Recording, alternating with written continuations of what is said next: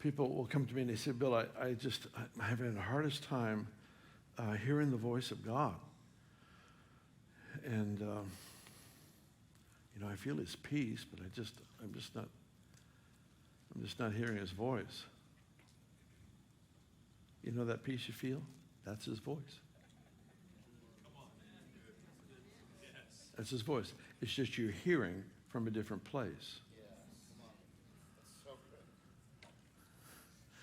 And if we continuously put down our capacity to recognize his presence, then it's like shooting yourself in the foot. You compromise your own ability to discern the specifics of that presence that became manifest, that presence of peace in a difficult situation. Does it make sense to you that when the presence of the Lord comes, he's depositing things in us that don't first come to our mind? In other words, he's putting something deep in our own spirit, man. It's true. Job talks about that. It says that he visits us in the night, and he deposits things in us that if he were to give us in the day, we'd become too proud. And so he conceals it in those night moments. That's why I like to go to bed with the affection of my heart aimed towards the Lord. I forgot to see when I'm done. 3:45, okay. Because I've had 60 minutes left for a long time.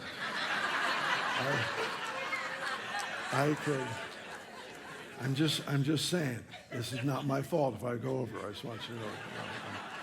I'm teasing. 3:45, I got it. All right, I'm good.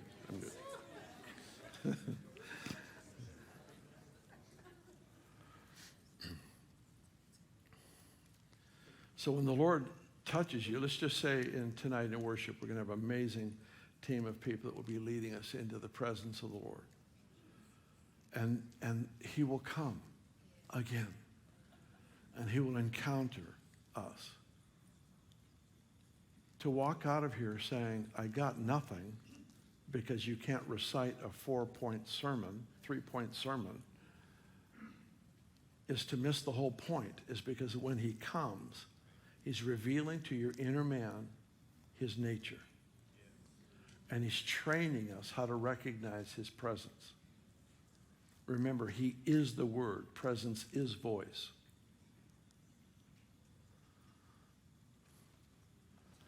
He is the Word.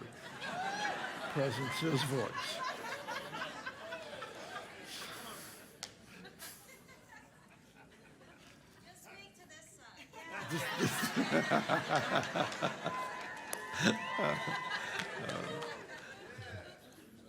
All right.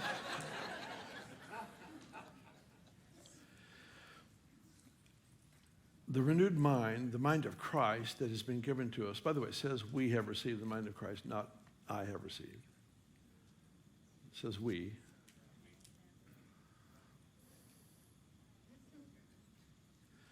The mind of Christ is such a vital thing for so many reasons.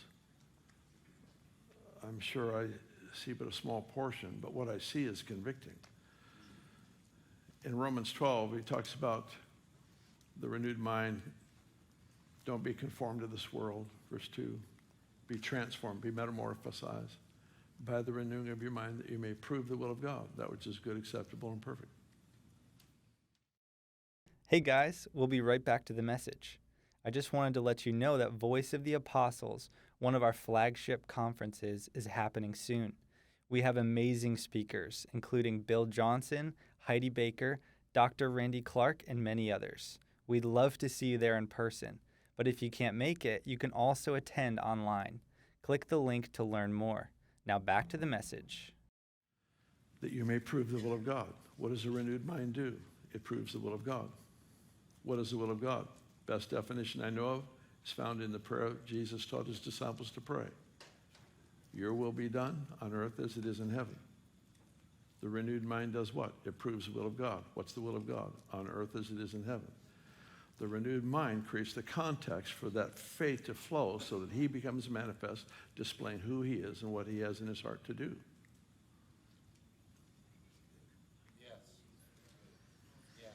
Thanks, Mike. I'm going to come over here to my friend here.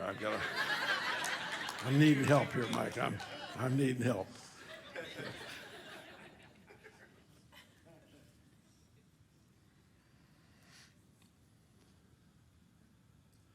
Because it's so abstract, this approach is so abstract to the normal way Christianity is lived and taught, it's almost cast aside as imaginary. And I'm going to be the first to admit that there's a lot of danger in what I'm teaching, but there's only danger because it's worthwhile.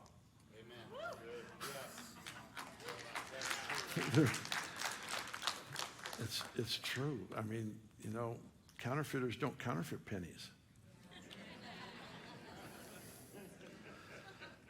They counterfeit $100 bills because they want to counterfeit something that's significant. It's becoming less significant all the time, but we'll just leave that where it is. Can't believe that actually came out of my mouth. There is more, but wisdom will keep it dialed down. All right.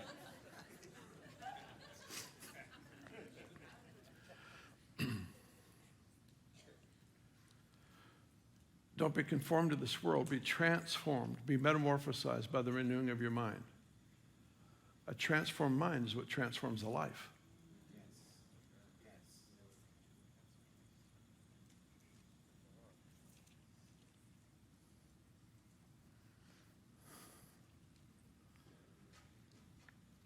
That power encounter where you lay on the ground for 3 hours and shake, if it doesn't change the way you think, you won't be any different. It has to create a different reference point for how you live. And if I can take it a step farther, this thanks guys. They heard my plea and they gave me a clock, a countdown. This is awesome. Thank you, Lord. He answers the simplest prayers.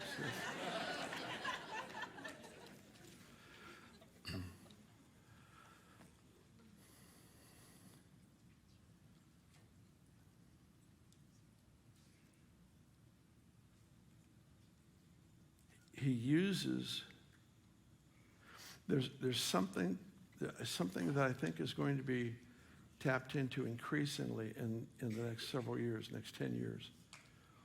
And that is what the mind of Christ will look like. The mind of Christ is not just that which keeps us from sin and enables us to pray for the sick and see them healed. It's that, but it's also inventions that solve human calamities, difficulties. It's insights into science and medicine to help bring long-term solutions in effect for how life is lived. He has in his mind at this very moment, he has an answer in his mind at this moment for every problem on the planet. He hasn't willed the problems to destroy us. They exist because sin entered the world. And he planted us here to make a difference. And he said the mysteries have been hidden for us. I know a little bit what that looks like. We have some things going on right now that I don't have a lot of liberty to talk about. I can say this. I can say that through prophetic direction, in recent days, one of the largest terrorist cells ever, in fact, the largest, according to the government, to ever exist, was uncovered because of prophetic direction. So there are these things that are happening.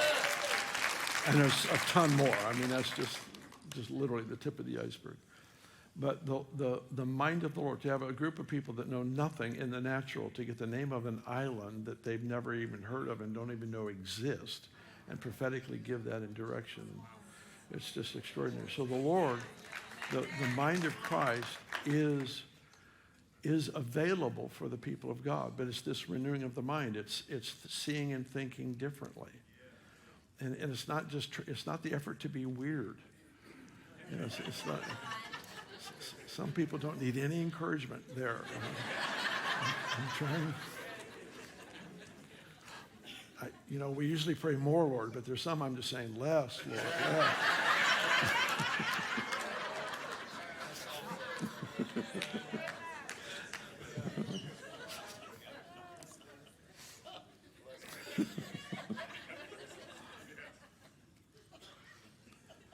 But in Proverbs 25, verse 2, it says it's the glory of God to conceal a matter. It's the glory of kings to search out a matter.